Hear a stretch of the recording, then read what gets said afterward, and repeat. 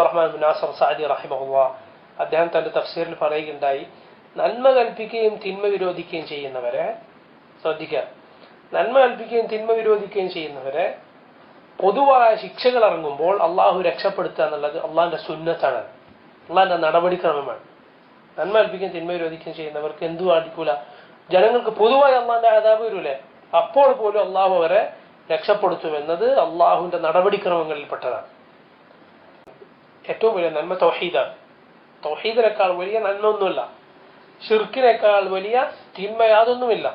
അതുകൊണ്ട് അത് നമ്മളാൽ സാധിക്കുന്ന വിധത്തിൽ നമ്മൾ പഠിച്ചതനുസരിച്ച് പ്രചരിപ്പിക്കുക എന്നുള്ളത് വളരെ വലിയ ഖൈറാണ്. അള്ളാഹുവിന്റെ വലിയ നിഅമത്തുകൾ നമുക്ക് കിട്ടാൻ അത് കാരണമാകും. ഈ ഉമ്മത്തിന് അള്ളാഹു മൊത്തത്തിൽ ഉമ്മത്തിനുള്ള സഹായങ്ങൾ ലഭിക്കാൻ കാരണമാകും. എന്ത്? തൗഹീദ് പ്രചരിപ്പിക്കുക, ഷിർക്കിനെ എതിർക്കുക എന്നുള്ളത്, അത് വ്യാപകമായി ജനങ്ങൾക്ക് എത്തിക്കുക എന്നുള്ളത് അവിടെ അള്ളാഹുവിന്റെ അദാബിൽ നിന്ന്, അള്ളാഹുവിന്റെ ശിക്ഷയിൽ നിന്ന് നമ്മൾ രക്ഷപ്പെടാൻ കാരണമാകുന്ന കാര്യമാണ്.